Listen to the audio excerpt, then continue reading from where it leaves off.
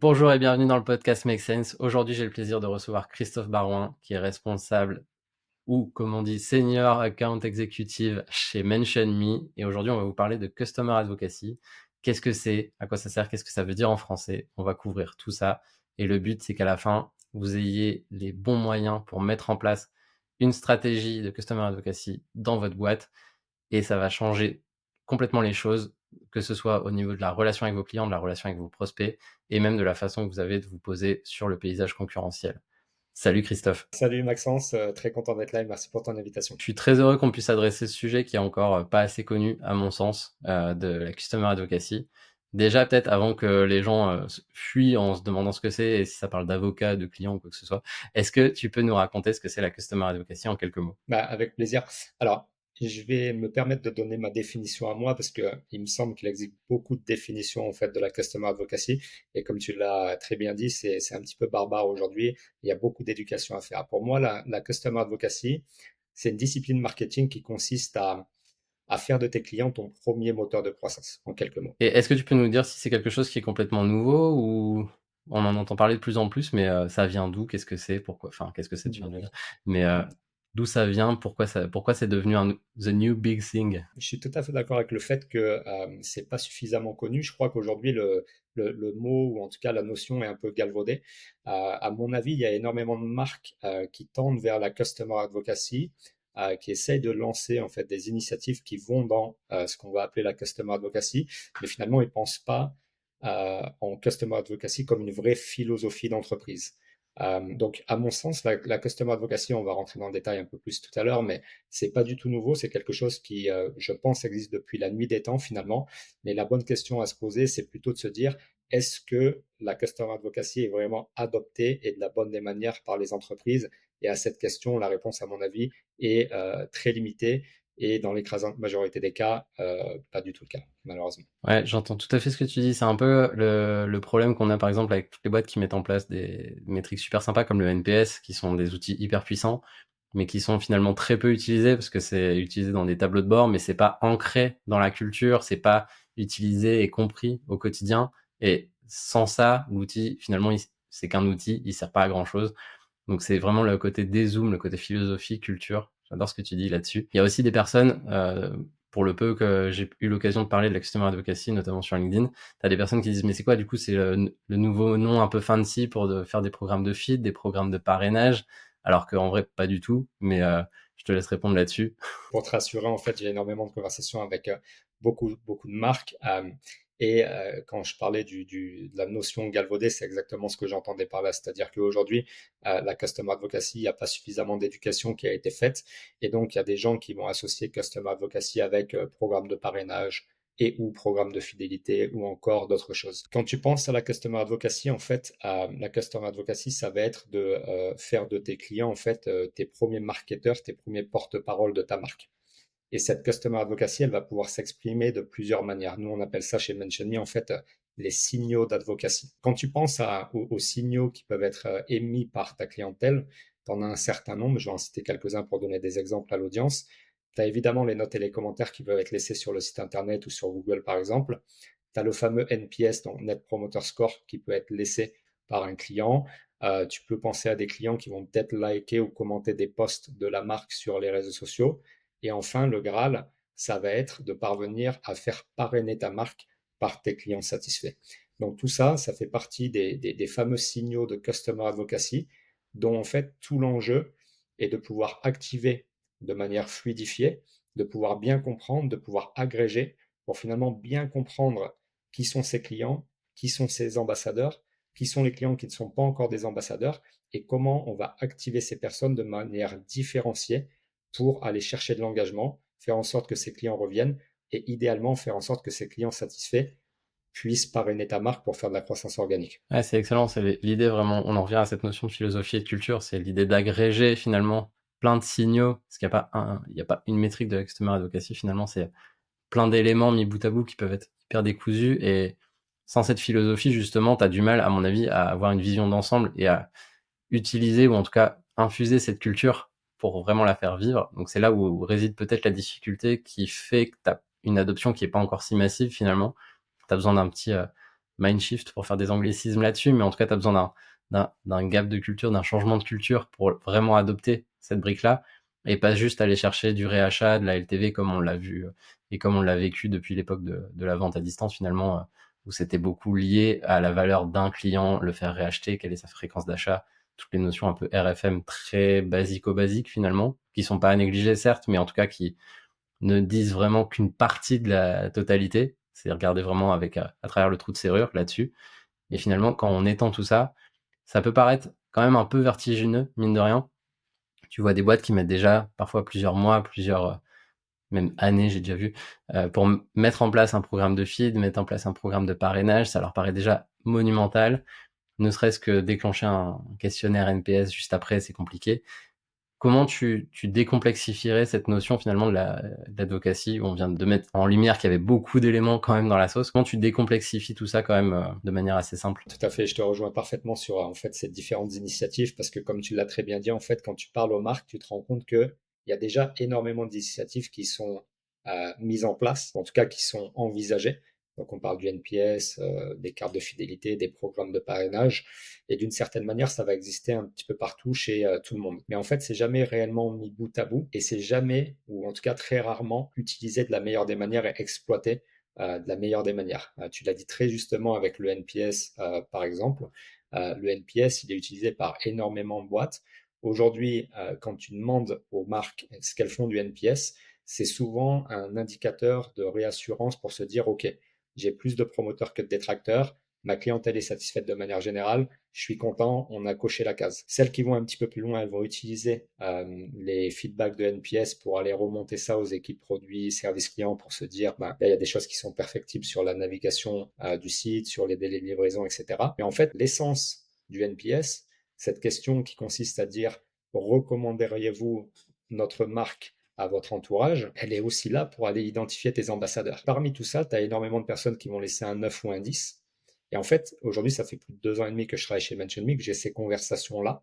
Et j'ai encore pas rencontré une seule marque, à part celle qui travaille avec nous, qui vont aller exploiter ces 9 et ces 10 à des fins d'aller dire Maxence m'a dit qu'il recommanderait ma marque, allons activer Maxence à des fins de croissance au travers de la recommandation. Donc, je te rejoins sur ce plan-là. Donc, pour revenir à ta question de la complexité, à mon avis, quand tu penses à la complexité qu'il y a dans les sociétés, très souvent, il y a deux facteurs qui rentrent en jeu. Les bandes passantes. Aujourd'hui, tu es bien placé, Maxence, pour savoir que les équipes marketing, IT, etc. sont débordées. Et donc, un gros enjeu, c'est de se dire, bah, de toute façon, ça va faire un projet supplémentaire. J'aurais peut-être pas le temps, j'aurais pas la bande passante, donc ça, c'est compliqué. Et la deuxième des choses, c'est que souvent, tu as des gens qui sont extrêmement compétents, qui sont en place dans les sociétés, mais il y a quand même des rôles bien associés et des expertises. Et je pense que la customer advocacy, de par le fait que c'est plutôt, encore une fois, pas du tout nouveau comme concept, mais nouveau comme type d'adhésion, à mon avis, il est plutôt favorable de s'épauler des bons outils et des bons experts en la matière pour les laisser orchestrer tout ça et que les personnes dans la société, elles, se concentrent à s'assurer qu'il y ait une vraie adhésion de l'entièreté de la société derrière cette philosophie qui est la customer advocacy. Parce qu'aujourd'hui, et je vais conclure sur ça, la customer advocacy, elle ne doit pas être impulsée et uniquement gérée par le service client ou le service CRM. Il faut que ce soit une adhésion collective de tout le monde qui parte d'en haut et qui soit déversée auprès de toute l'organisation. Ouais, finalement, c'est peut-être ça qui rend la chose, en tout cas qui donne l'air complexe, c'est le fait que ce soit pas inscrit directement dans un des silos préexistants dans les boîtes. T'as besoin que ça revienne au-dessus des silos pour que ça puisse ruisseler. On va jargonner un peu là-dessus, mais tu vas pas avoir une impulsion qui vient d'un service CRM, d'un service client, typiquement. T'as besoin de cette porosité entre les services et, à mon avis,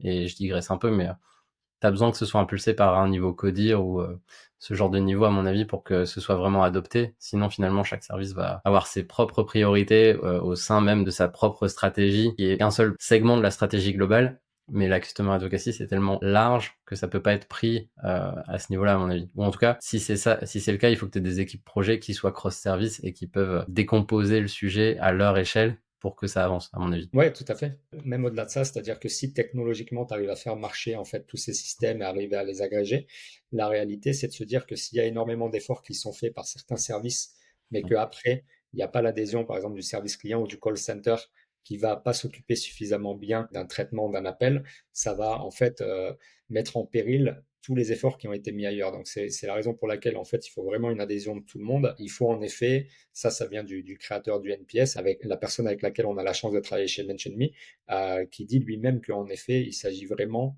de faire intégrer ça au niveau du CODIR et que ce soit déversé en bas. Après, on n'a pas tous la chance de parler en fait à ces personnes-là.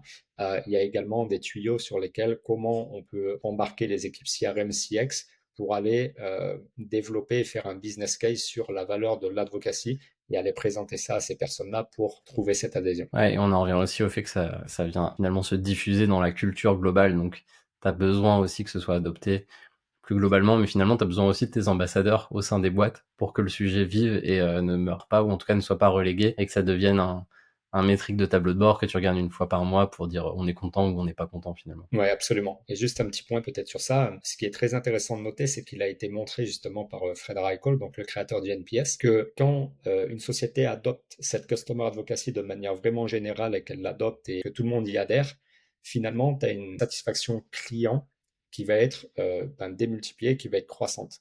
Et avec cette satisfaction client, du coup, tu as moins de plaintes, tu as moins de tickets et ça fait en sorte que finalement tout le staff prend beaucoup plus de plaisir à traiter avec les clients et du coup tu as un NPS en interne au niveau du staff qui est grandissant également. Donc c'est vraiment un cercle vertueux qui va s'installer. Donc il y a beaucoup plus d'enjeux que uniquement les clients, même si c'est le nerf de la guerre, il y a aussi en fait la satisfaction au travail de par cette satisfaction client. C'est intéressant. Et puis la brique satisfaction client corrélée à la satisfaction équipe, finalement, c'est quelque chose qui est peut-être un peu sous-estimé. Depuis quelques années, j'ai envie de dire depuis Covid et depuis que d'un côté les coûts d'acquisition ont augmenté et de l'autre la concurrence s'est quand même accrue, donc on se rend compte que les clients c'est plus difficilement possible de les fidéliser par rapport à avant où la concurrence étant moins rude, bah finalement fidéliser c'était beaucoup plus facile. Donc t'as plein d'éléments cachés un peu dans la sauce qui font qu'il y a une tendance de marché qui se dessine, on a l'impression autour du client. Le client en premier, etc. Qu'est-ce que tu vois en termes de demande des entreprises pour tacler justement ce sujet client? Comment est-ce qu'il est trop tard entre guillemets pour prendre le train et se dire mince, en fait moi non, je m'y intéressais pas du tout, j'étais encore sur mes métriques purement financiers, je m'y intéressais pas, je suis à la bourre, qu'est-ce que je fais? Est-ce qu'il y a un vrai enjeu et à quel point il est urgent, sans vouloir dramatiser la chose évidemment, mais comment on en est niveau tendance selon toi? Comme je disais tout à l'heure, en fait, il y a l'écrasante majorité des sociétés en fait commencent à tendre vers cette customer advocacy sans vraiment savoir qu'ils le font, mais par des initiatives qui sont un peu silotées, comme on l'a dit, les programmes de parrainage, la FIDE, etc. Donc il y a vraiment cette tendance-là, mais ceci dit, on n'en est pas encore là de par ce manque d'éducation à mon avis et le manque de compréhension des vrais bénéfices business qu'il y a derrière. Pour répondre à ta question à laquelle tu as déjà répondu, en fait, il est jamais trop tard et le plus tôt sera le mieux. Nous, ce qu'on observe, c'est qu'au travers des clients qu'on accompagne, évidemment, elles ont toutes quelque chose de customer advocacy en elles. Ceci dit, il y en a pour qui c'est plutôt nouveau, il y en a pour qui c'est plutôt sur plusieurs années que ça a été mis en place. Ce qu'on observe et ce sur quoi on est convaincu chez MentionMe, c'est que les marques qui vont vraiment adopter cette notion de customer advocacy, mais vraiment dans leur intégralité, avec un vrai focus dessus, elles vont vraiment se détacher de la concurrence. Et comme tu l'as dit aussi tout à l'heure, aujourd'hui, on est dans des conditions économiques qui sont compliquées, inflation, etc. On connaît tous un petit peu le contexte actuel. On sait que de toute façon, ça va être cyclique, ça va revenir, et il faut vraiment un moyen de se départager. Aujourd'hui, sur toutes les catégories de marché, presque, à moins que tu aies une proposition qui soit vraiment niche, tu vas faire face à énormément de concurrence. Et on sait tous, quand on est des clients, que nous, bah, on aime bien avoir la promo qui va bien, on aime bien aller faire des petits discounts à droite et à gauche. Et le seul moyen vraiment de tirer son épingle du jeu, si vraiment tu es une marque, c'est d'arriver à créer cette affinité avec la marque au travers d'une vraie philosophie de customer advocacy, quelque chose que tu vas pas réussir à faire uniquement avec un programme de feed ou uniquement avec des initiatives silotées. Donc pour moi, le plus tôt, le mieux, et les marques qui vont encapsuler ça dans leur stratégie sont celles qui vont tirer leur épingle du jeu sur le futur. Ouais, et c'est intéressant pour le coup le fait que ça rejaillisse sur la marque finalement et que ça vienne valoriser la marque. De ce que tu entends en tout cas côté même Google et Facebook qui sont un peu les cadors côté acquisition, même eux te disent qu'à une ère de l'automatisation où finalement chaque annonceur aura la même Formule 1 à dispo dans son compte, bah c'est la marque devient un enjeu de différenciation et un enjeu de pérennité aussi finalement et de survie des boîtes. Donc la satisfaction client, de toute manière, on sait que ça rejaillit sur la marque, mais le fait que tu puisses mettre plus d'énergie dessus pour encore plus capitaliser sur des valeurs qui remontent et qui viennent embellir la marque, en tout cas la valoriser, pas forcément financièrement à nouveau, mais en tout cas la valoriser aux yeux du client. C'est quelque chose qui est dans l'air du temps, on revient sur la notion de tendance, mais quelque chose qui va aider à se pérenniser tout simplement. Tu vois des marques qui ont périclité parce qu'ils laissaient de côté les clients, donc de toute façon il y a un enjeu là-dessus, mais en plus ça peut être game changer et ça peut aider à gagner des parts de marché demain, surtout quand la taille du marché se réduit finalement, et quand on veut sa bonne part de gâteau, c'est quand même mieux de savoir l'adresser. Si on en revient aux défis et aux opportunités finalement, parce que c'est un peu toujours l'enjeu quand on doit prioriser les projets, on se rend bien compte qu'en ce moment, comme tu l'as dit, c'est difficile économiquement pour les marques. C'est pas toujours le moment d'enclencher des grands projets, alors qu'on sait très bien que c'est dans la crise qu'il faut réinvestir finalement. La contrainte crée le talent, j'ai envie de dire. Mais on a quand même un paysage qui est pas hyper sexy. Je reprends mes notes un peu déprimantes, mais tu vois, l'accès aux données qui est quand même de plus en plus complexe avec la RGPD, la DMA, etc. Les coûts d'acquisition sur Google, Meta, Pinterest, TikTok, etc. Tout augmente finalement. Il y a une forme d'inflation des coûts d'acquisition là-dessus aussi. Aussi du fait que les personnes, en tout cas les prospects, comparent un peu plus avant d'acheter. Donc tu as besoin de plus d'achats, d'achats médias avant d'avoir une vente. La donnée third party qui se fait un peu tacler de partout, que ce soit via le côté technique chez Apple, via les lois européennes, etc. Et donc on en revient au fait que le meilleur moment pour démarrer, c'était quand même hier. Le fait d'avoir une politique de customer advocacy qui est cohérente, qui est structurée, selon toi, ça a des impacts autant sur la rétention que sur le referral, mais si tu devais lister, mettons, un ou deux impacts concrets, en tout cas, qui font se dire, bah oui, en fait, même si en ce moment les budgets sont réduits, c'est le moment d'y aller, tu donnerais quoi comme exemple d'impact? Il y a beaucoup d'éléments là que tu as mentionnés à juste titre qui sont tous pertinents. En fait, aujourd'hui, je pense, je vais essayer d'être concis, hein, mais aujourd'hui, je pense qu'il y a énormément de focus qui est mis par les entreprises à faire de l'acquisition de nouveaux clients. Tu as parlé des Meta, des Google, etc. Ça va pas disparaître. On va toujours en être dépendant d'une certaine manière. Mais ceci dit, ce dont on est convaincu, en fait, c'est que le meilleur moyen de croître son business, qu'il s'agisse de Make Sense for Digital, MentionMe, Puma, Center Parcs, quel que soit le business, c'est de conserver tes clients, idéalement qu'ils achètent davantage, si ton business model le permet bien sûr, et en fait, parvenir à une satisfaction client telle que tes clients vont être tes premiers porte-parole. On revient à cette notion de customer advocacy. Donc aujourd'hui, en fait, les efforts, ils sont mis et les budgets, ils sont mis quelque part. Nous, ce qu'on propose, en fait, chez MentionMe, c'est en fait de pas forcément débloquer des nouveaux budgets, mais de dire, aujourd'hui, il y a beaucoup de budgets qui sont dépensés à droite et à gauche, peut-être à juste titre parce qu'il y en a la nécessité. Mais en fait, aujourd'hui, vous vous asseyez sur une mine d'or qui est votre clientèle. Pourquoi ne pas aller chercher des insights dans cette base client pour aller bien comprendre qui sont ces ambassadeurs, qui sont les personnes qui ne sont pas encore des ambassadeurs, les raisons pour lesquelles elles ne le sont pas, les raisons pour lesquelles elles le sont, et en fait faire de ces ambassadeurs les premiers moteurs de la croissance, et donc du coup ne pas être si dépendant des canaux payants qui, comme tu l'as dit, sont très volatiles et très coûteux, maîtriser ses coûts d'acquisition puisque finalement c'est ta clientèle qui va s'occuper de cette acquisition-là. Et dans le même temps, en fait, l'avantage d'une Customer Advocacy Strategy, c'est que quand tu vas imbriquer ça avec un programme de parrainage, tu vas évidemment faire de l'acquisition de nouveaux clients par la recommandation, mais dans le mécanisme, si moi je te recommande à une marque et que tu achètes, j'ai, les stats le disent, 54% plus de chances de passer à achat à nouveau dans les 45 jours, donc ça va participer à une certaine forme de rétention, de fidélisation. Et ensuite, donc là, on va aller un petit peu plus loin, mais un bon programme d'advocacy, ça va te permettre de récolter de la first party data. Donc tout à l'heure, tu parlais de cette data qui est de plus en plus compliquée à récolter. Chez MentionMe, nous, on permet finalement de récolter énormément de data qui est précieuse et qui est unique et qui est actionnable. Donc on va permettre de savoir, Maxence, il a acheté tant de fois pour tel montant. Il a parrainé, il n'a pas parrainé, il a parrainé comme ça, il a laissé ce NPS, il a laissé cette note et ce commentaire. Et du coup, on va aller t'activer d'une manière totalement différente qu'une autre personne et arrêter de regarder, et j'ai adoré ton expression que je vais, avec ton aval, reprendre, regarder au travers du trou de la serrure. Comme on dit en fait chez nous, c'est que aujourd'hui, les marques, quand tu leur demandes comment elles perçoivent la valeur d'un client, 99,9% des cas te répondent sous la structure base RFM, Lifetime Value, à la rigueur Predictive Lifetime Value. Et la réalité, c'est que la valeur de ton client, elle n'est pas uniquement transactionnelle, elle est également transactionnelle, mais aussi en quoi cette personne te fait grandir via ses recommandations et via son ambassadorship. Ah, c'est intéressant parce que tu as aussi tous les éléments intangibles qui sont pas assez valorisés, mais tu vois, par exemple, pour des marques, je pense même à de l'UGC, etc., un client qui rachète peu, mais qui va en convertir 10 autres, finalement, il a peut-être plus de valeur que la personne qui va juste acheter 3 fois dans son cycle de vie. Quand on s'était vu pour un atelier à Paris, tu avais montré cette slide finalement où qui est entre guillemets le meilleur client à avoir dans sa base entre celui qui a racheté quelques fois et celui qui en a converti 10 autres, et sur les 10 autres, t'en as 3 qui en ont eux-mêmes converti 10 autres, etc. Et ça devient effet boule de neige.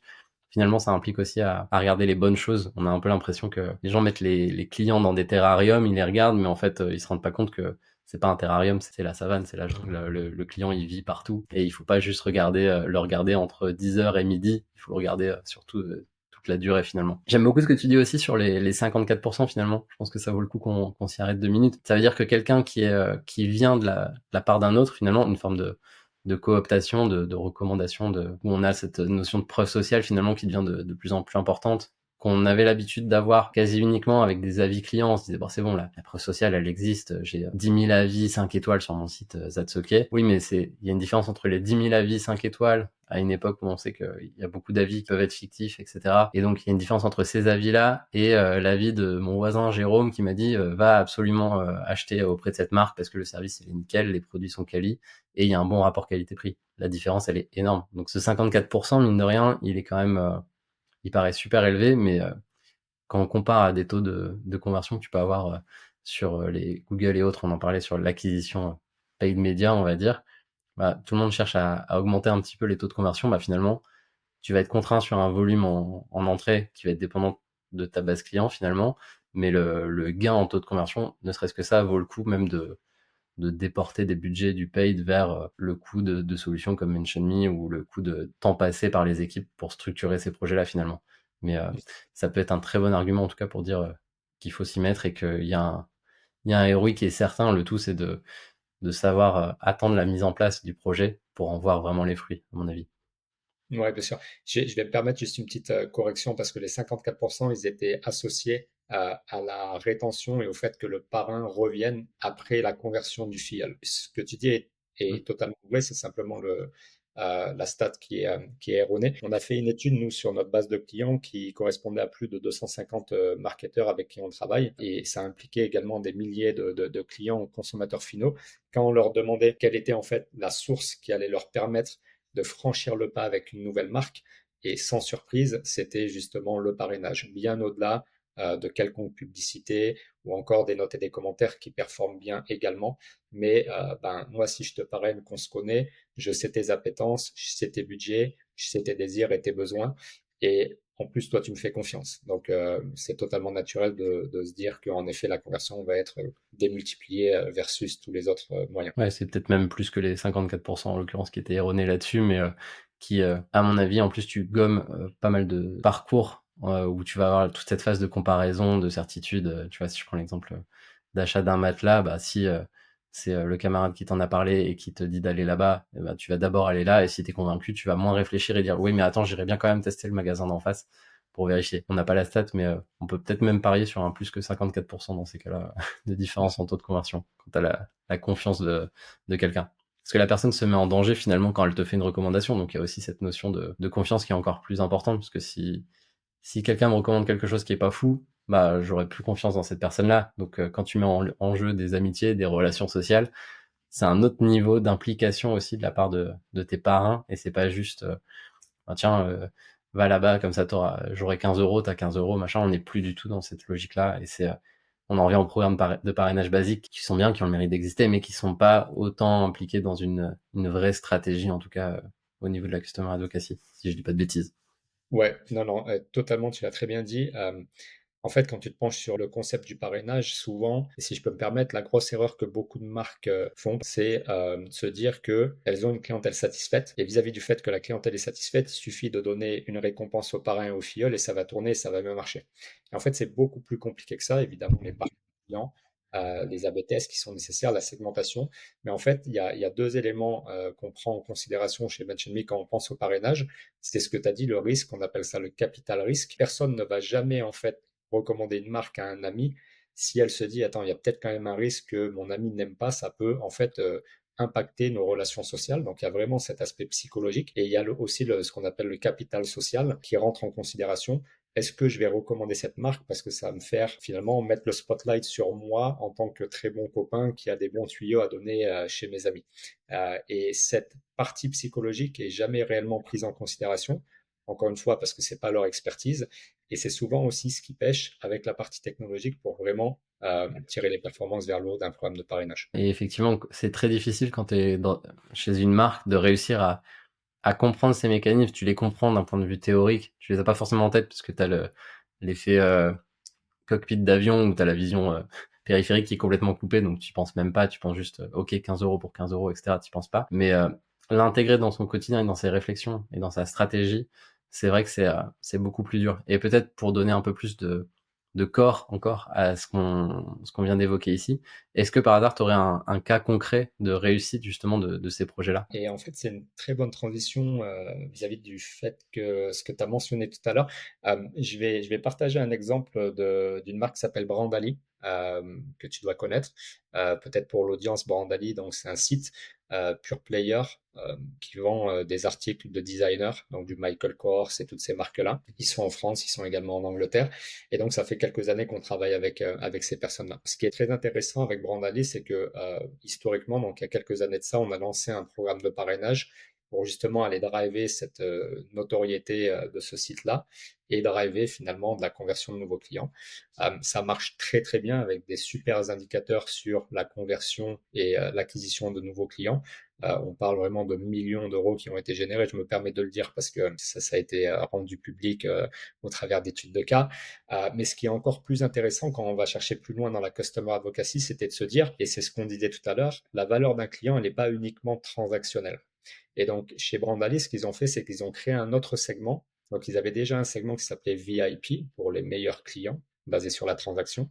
Et en fait, nous, on leur a dit, vos meilleurs clients, c'est pas forcément ceux qui transactionnent le plus, c'est aussi ceux qui vont être les porte-parole. Et donc, ils ont créé un segment qui s'appelle VIA pour Very Important Advocates. Et donc, dans ces Very Important Advocates, le segment, il provient d'une métrique qu'on a créée, nous, chez MentionMe, qui s'appelle Extended Customer Revenue. Donc, ce qu'on disait tout à l'heure. Peut-être que moi, chez Brandali, j'ai acheté qu'une fois pour 200 euros. Peut-être que c'est moins que le panier moyen. Peut-être que généralement, les personnes achètent 3 fois par an. Mais moi, j'ai permis l'acquisition peut-être de 5 personnes qui, elles, ont dépensé peut-être 2000 euros. Donc, concrètement, moi, j'ai drivé de la croissance et je devrais être reconnu à cette juste valeur. Et donc, pour revenir à cette success story, sur ce segment très spécifique des VIA, donc là, je vais me permettre de regarder mes notes, quand ils ont AB testé, en fait, finalement, ce segment versus les autres segments, tu vois que le repeat des VIA, grâce à une communication beaucoup plus personnalisée, parce qu'on va les chouchouter d'une autre manière, a augmenté de 25%. Dans le même temps, les personnes qui ont été recrutées par les parrainages ont dépensé 64% de plus dans les 6 premiers mois après leur acquisition versus d'autres clients. Et enfin, on leur permet de créer des seed audiences pour faire du lookalike audience sur les Google et les Meta, qui leur ont permis en fait de recruter des personnes pour des créations de comptes avec une baisse des CPA de l'ordre de 25%. Tu vois, donc vraiment un impact sur non seulement l'acquisition de nouveaux clients avec de la vraie qualité de par cet aspect de confiance et de pertinence, mais également au travers de l'exploitation de la data et de la meilleure communication, driver finalement du repeat et aussi aller chercher des personnes qui ressemblent à mes meilleurs clients, pas ceux qui transactionnent le plus, mais ceux qui vont vraiment driver le plus de valeur. Ouais, c'est hyper intéressant parce que c'est bien la preuve par l'exemple que bah déjà, ça marche pour ceux qui en doutaient jusqu'ici, déjà de une, mais ensuite que tu peux aller ensuite piloter de plus en plus finement et tu peux avoir cette notion de segmentation qui vient driver encore plus de résultats parce que tu vas avoir des communications encore plus pertinentes sur la bonne cible et on sait que la segmentation, ça fait tout. On en parlait dans l'épisode sur l'email marketing. La segmentation, c'est la clé quand on va communiquer avec ses clients en direct, donc avec leurs données email notamment, puisqu'on s'adresse directement à eux. Et on voit que si on vient coupler ça avec des infos qui du coup sont tes infos first party, puisque ton extended customer revenue, finalement, tu l'as chez toi, tu le calcules et c'est sur tes données. Donc, t'as pas le risque qu'un Google ou autre vienne dire, bah non, en fait, cette donnée-là, d'un coup, je te la donne plus, machin. On est chez soi, on est libre, on peut analyser comme on veut et ensuite, charge à nous d'avoir la bonne stratégie pour améliorer ces KPI finalement. C'est-à-dire, bah ok, comment je viens muscler ça, peut-être en donnant plus d'infos à mes advocates sur comment bien communiquer sur la marque, comment je crée plus de liens avec eux, comment je reste au contact. Bref, il y a plein de sous-stratégies. On commence limite à rentrer dans les tactiques après à ce niveau-là pour comment faire au quotidien. Mais déjà, l'important, c'est d'avoir la stratégie et ensuite, on voit la tactique. Mais on voit qu'il y a pas mal de fractales à déployer là-dessus pour aller chercher encore plus de résultats. Mais de base, rien que d'avoir la structure en place, tu vas chercher les résultats finalement. Donc ça, c'est hyper intéressant. Et pour ceux qui auraient été convaincus par l'importance de ce sujet-là et qui disent, ok, en fait, on avait un gros projet client sur cette année, on veut s'y mettre, mais c'est important, c'est complexe, même si on l'a décomplexifié au début, je sais pas par où commencer, j'ai du mal à convaincre mon directeur marketing, mon directeur CX, je j'ai pas les bons arguments pour y aller. Qu'est-ce que tu leur donnerais comme conseil pour se dire, ok, bah présente la chose comme si, apporte tels éléments en plus des données chiffrées qu'on a pu amener jusqu'ici. Tu leur recommanderais quoi? Gros sujet. Mais la première des choses que je suggérerais, parce que déjà, faut bien être au fait que normalement, quand tu as une marque et qu'elle tourne, c'est que tu as quand même un produit de qualité, un service de qualité. Mais déjà, est-ce que c'est à la hauteur des attentes? Ça, c'est le premier état des lieux. Et après, c'est de se demander en fait qu'est-ce qu'on veut faire. Qu'est-ce que j'ai déjà en place? Est-ce que j'ai déjà des programmes de feed, des programmes de ratings and reviews, des programmes de parrainage? Est-ce qu'ils performent correctement? Est-ce qu'ils communiquent correctement? Qu'est-ce que j'ai envie de faire de ma clientèle? Ça, c'est vraiment l'état des lieux que je suggérerais de faire. Souvent, tu as des marques des fois qui se disent, ben, j'ai déjà un petit peu exploité tous les leviers. Tiens, j'ai pas fait de programme de fidélité. C'est peut-être la prochaine étape. Sauf qu'en fait, ils ont un business qui se prête pas forcément au repeat. Et est-ce que c'est forcément en fait le bon levier? Voilà, premier état des lieux, c'est déjà une première étape. Après, comme on le disait en introduction, il faut vraiment l'adhésion, il faut que ça puisse être validé par le top management de manière à ce que ça puisse ruisseler sur toutes les équipes. Si c'est pas déjà une volonté de la part du top management, il faut que les équipes CX, CRM, en tout cas les personnes dans le marketing, puissent aller convaincre en fait cette direction. Et Fred Reichel, donc les personnes, le créateur du NPS, euh, si quelqu'un a besoin en fait d'être épaulé pour cette démarche, je vous recommande de le suivre et de regarder un petit peu et de lire ses livres dans lesquels il va expliquer en fait comment s'y prendre. Mais pour lui, il faut l'adhésion du CFO. Ce qui est important de faire, c'est de pouvoir démontrer dans ton organisation de manière réellement chiffrée l'impact que la customer advocacy a eu sur en fait ta profitabilité. Donc, ce qu'il suggère de faire, et là je prends l'exemple de Fred, hein, c'est déjà de calculer ton net revenue retention. Donc, tu regardes combien tu avais de clients à un moment T, tu regardes un an après, est-ce qu'ils dépensent plus, est-ce qu'ils dépensent moins, et également la valeur des parrainages qui vont être faits. Donc, pour ça, évidemment, il faut une structure, il faut un outil qui puisse te permettre de faire ça. Mais l'idée, c'est de se dire, si finalement nos clients continuent de revenir et dépensent plus, et qu'en plus de ça, il y a une satisfaction telle que finalement on fait de la croissance au travers de la recommandation, c'est qu'on fait les choses bien et qu'il y a de la profitabilité derrière. Et donc si tu arrives à suivre ces indicateurs-là et que tu arrives à embarquer en fait ton CFO et du coup le comité de direction, alors tu peux vraiment commencer à aller chercher des sujets et chercher des investissements qui vont dans le sens de renforcer cette satisfaction qui va tendre à plus de repeat et plus de recommandations. Ouais, c'est intéressant de penser à embarquer le CFO dans l'histoire, parce que finalement, quand on va chercher des budgets, ça reste quand même une personne qui est importante à avoir dans son équipe, plutôt que contre soi, mine de rien. Euh, mais très clair, et on mettra en description de l'épisode quelques liens vers les ressources associées, notamment que ce soit études de cas ou les ressources de Monsieur NPS aussi, où ça peut aider à infuser déjà le sujet, parce que aussi, pour porter un sujet en interne, là, je prends plus ma casquette CMO là-dessus, c'est maîtriser son sujet et anticiper les éventuelles objections qu'on va avoir et arriver avec la stratégie déjà pas préconstruite, mais en tout cas presque, ou en tout cas où on voit qu'il y a un ROI, on voit qu'on pose déjà quelques KPI, on structure sa démarche, ça aide quand même. Donc là, c'est une première bribe. L'idée, c'est d'aller encore plus loin et de donner aux personnes, en tout cas, les ressources pour construire cette pré-stratégie pour permettre d'aller porter le projet en interne. On sait que c'est mieux d'y aller avec le bon équipement plutôt que de se faire renvoyer dans les cordes tout de suite. Il y a pas mal de bons projets qui se font tacler parce qu'il y a un manque de préparation finalement de la part du wannabe porteur de projet, entre guillemets. Donc allez-y musclé parce qu'il y a vraiment un enjeu là-dessus.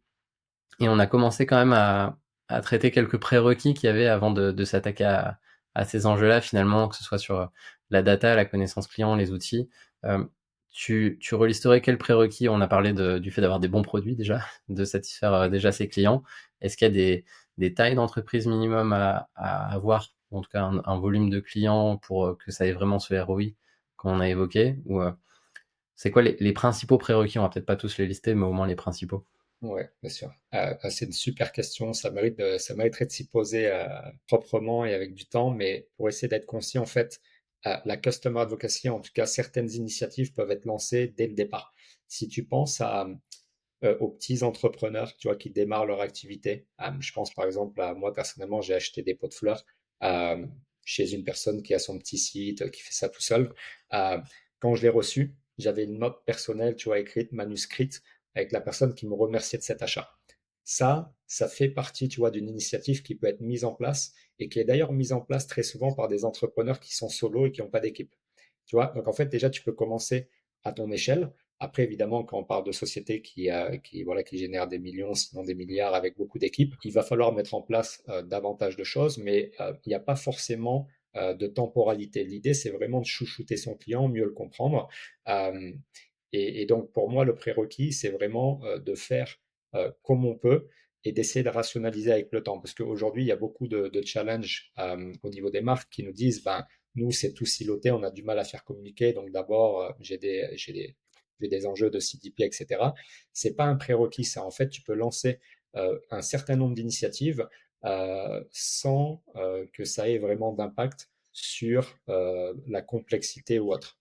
Et après, idéalement, évidemment, c'est que tous les systèmes se connectent pour avoir cette vision 360 et être encore plus intelligent.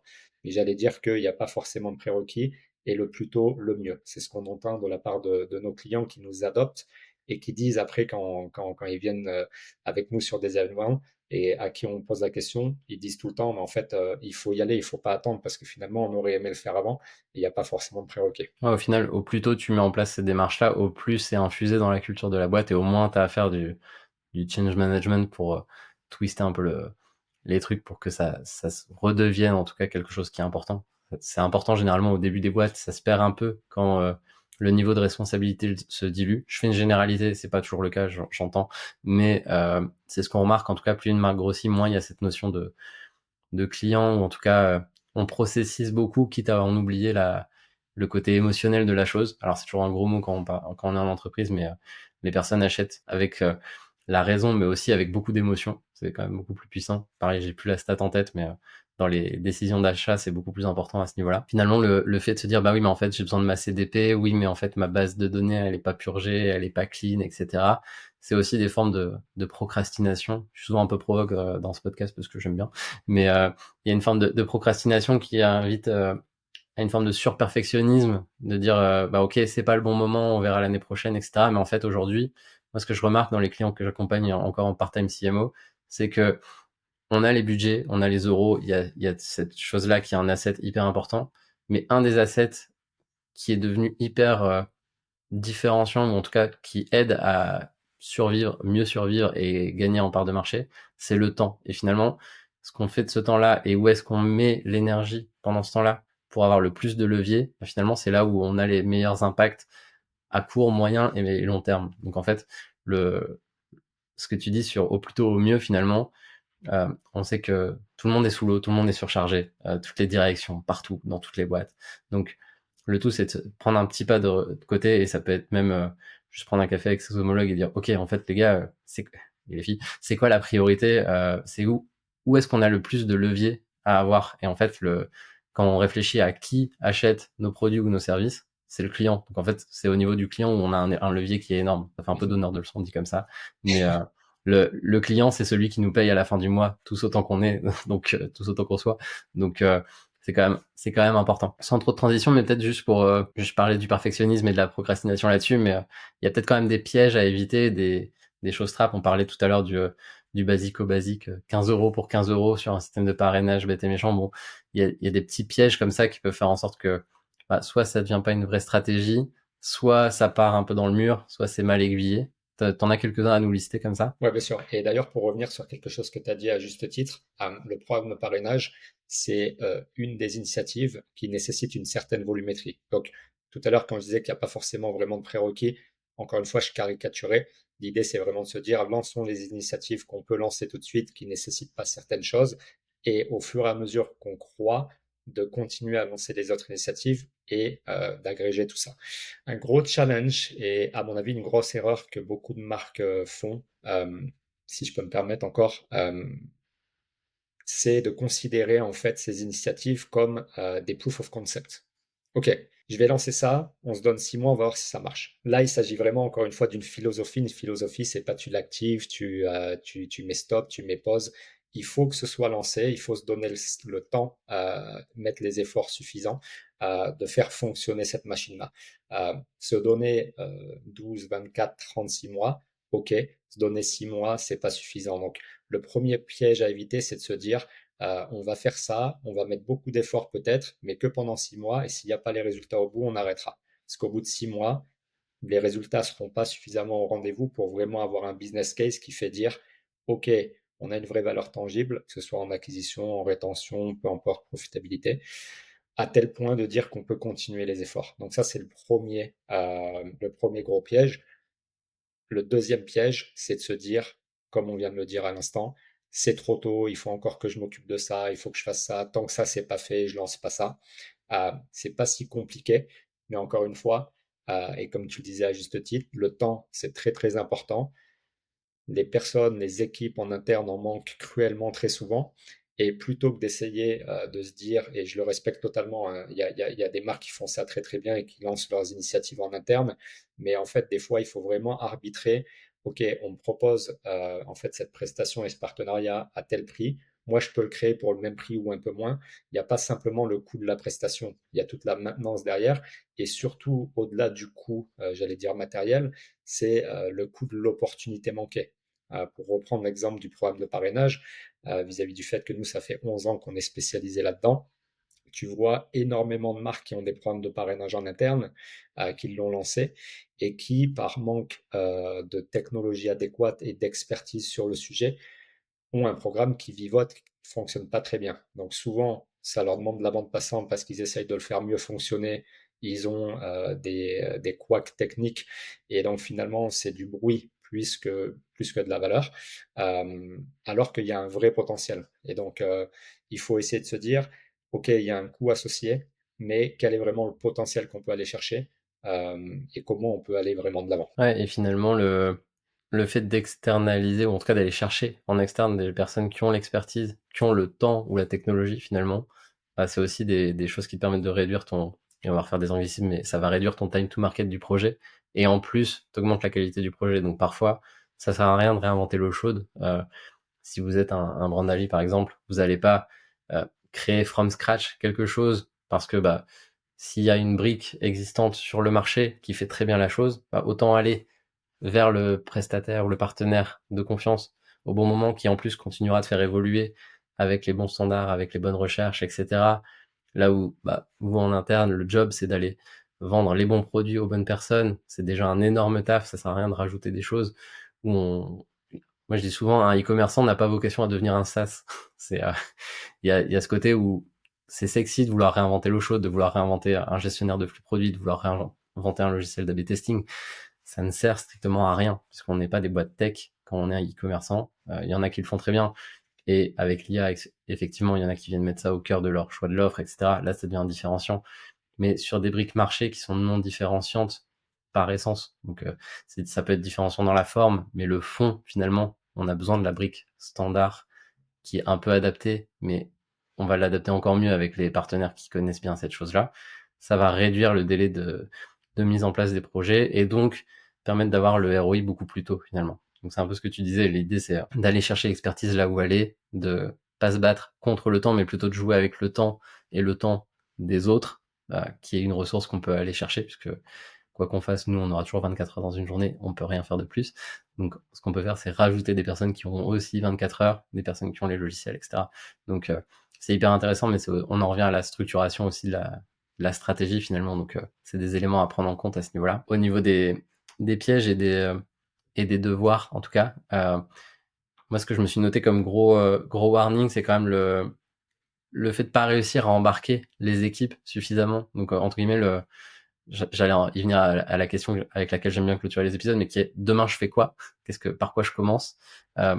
Et juste moi je me suis noté bah, déjà d'aller revoir les travaux de ce fameux monsieur NPS de Fred pour déjà bien m'imprégner du sujet, de regarder peut-être les études de cas qu'on mettra aussi en description de l'épisode pour bien m'infuser et de la philosophie et des résultats attendus et du scope que ça peut prendre, et ensuite d'aller évangéliser en interne. Mais peut-être que toi tu commencerais par autre chose. Non, totalement. Déjà, alors, est-ce que mon comité exécutif est déjà embarqué dans ce principe-là? Auquel cas, allons de l'avant et essayons de mutualiser les efforts. Si on sait que c'est pas forcément le cas, en effet, faire de la préparation et de se dire y aller musclé, comme tu disais tout à l'heure, avec des vrais arguments et une vraie préparation. Je vais te donner un exemple peut-être qui va permettre d'illustrer tout ça, mais on travaille maintenant avec Verbaudet, donc l'entité allemande. Et pendant le cycle de vente, je parlais justement à l'équipe marketing et justement on parlait de ces fameux signaux d'advocacy. On parlait du NPS et je leur demandais si elles connaissaient Fred et si elles étaient familières avec tout ça. Et Gabriella, à qui je dis bonjour si elle nous écoute plus tard, s'est retournée et a saisi un livre qui était juste derrière elle et qui m'a montré, bah, regarde, il s'agit du livre de Fred. Et dans notre société, pourquoi je te raconte cette histoire? Parce que pour moi, c'est vraiment marquant et ça démarque en fait les marques qui vont tirer leur épingle du jeu. C'est que le general manager, à l'époque, avait acheté un certain nombre d'ouvrages de Fred et avait demandé à toutes les équipes de le lire pour s'imprégner en fait de cette culture d'entreprise, de cette philosophie, pour que ça ruisselle en fait sur les équipes, pour aller ensuite lancer des programmes de parrainage performants, aller chercher du NPS, aller bien l'activer et tous ces signaux-là, les agréger sur le futur pour vraiment driver cette advocacy. Donc, on en revient toujours à cette adhésion collective qui est vraiment capitale en effet. Ouais, clairement, on a besoin. C'est pas un projet qu'on peut mener tout seul. J'aime bien dire parfois, il y a des projets où on est plus efficace quand on va solo et qu'on se détache du reste. Là, pour le coup, mais on en revient au fait que ce soit un projet culturel et un projet hyper large. Finalement, on peut pas y aller tout seul. À nouveau, peut-être avant de clôturer, est-ce que tu pourrais présenter Mention Me en quelques mots, peut-être? Parce on l'a évoqué en filigrane, mais finalement, on n'a pas encore vraiment décrit ce que c'était. Oui, bien sûr. Donc en fait, Mention Me, ça fait maintenant 11 ans qu'on est établi sur le marché. Initialement, pour la petite histoire, on s'est lancé comme outil de parrainage, un outil de parrainage comme tout le monde peut le connaître, mais le plus sophistiqué au monde de par la technologie, ABTS, segmentation, capacité antifraude, etc. Et de l'expertise. Donc on parlait d'expertise, vraiment important d'avoir cette expertise. Donc on a fait ça pendant un certain nombre d'années, à peu près 8 ans. On s'est concentré que sur ça et en fait, en ayant des conversations avec les décideurs, les responsables CRM, acquisition et tout ça, on s'est rendu compte que finalement, acquérir des clients, c'est très bien, mais ça suffit pas. Il faut pouvoir aller activer cette base. Et on a du coup créé, de par cette fondation qui reste le parrainage, la première plateforme de Customer Advocacy Intelligence. Et donc, en fait, au travers de cette fondation du parrainage, on a développé de la récolte de first party data dont on a parlé. On a développé un module d'intelligence artificielle qui nous permet finalement d'aller driver des comportements auprès des personnes en fonction de si c'est des ambassadeurs, si c'est pas des ambassadeurs, de récolter tous ces signaux d'advocacy dont on a parlé, de les agréger dans notre plateforme et de permettre finalement aux marques de mieux segmenter leur audience, pas simplement sous le prisme transactionnel, mais également sous le prisme d'advocacy. Donc l'idée, c'est vraiment d'impacter l'acquisition, mais également de mieux comprendre la qualité de nos clients pour aller mieux les engager et déployer en fait cet engagement pour faire revenir notre clientèle et améliorer la satisfaction de telle manière qu'il y ait de plus en plus de parrainage pour une croissance organique. Excellent. Bah, merci beaucoup Christophe. En tout cas, je rappelle que l'épisode n'est pas sponsorisé par MentionMe. Juste, j'adore la façon que vous avez de gérer, de faire la pédagogie finalement de ce sujet qui est hyper large. On l'a vu, on l'a évoqué, et qui est difficile finalement à prendre en main. C'est difficile de trouver une prise pour y accéder quand on est dans son quotidien de retailer, de e-commerçant, et on n'arrive pas toujours à prendre ce pas de recul, et vous faites une pédagogie monstre quand même sur le sujet. Donc je trouvais ça hyper pertinent de t'avoir sur le podcast. Merci beaucoup d'être venu jusqu'à nous. On mettra aussi le lien vers ton profil LinkedIn en description de l'épisode. Je pense que ça peut être intéressant pour les personnes qui veulent aller plus loin de te retrouver là-bas, avec tous les petits liens qui vont bien. On fera le panorama ensemble, et on te remercie d'être venu jusqu'à nous pour partager tout ça. Eh ben, le plaisir a été partagé. Merci beaucoup, Maxence. Et puis à très bientôt et disponible pour toutes les personnes qui souhaitent parler de Customer Advocacy. À très bientôt. À bientôt, au revoir.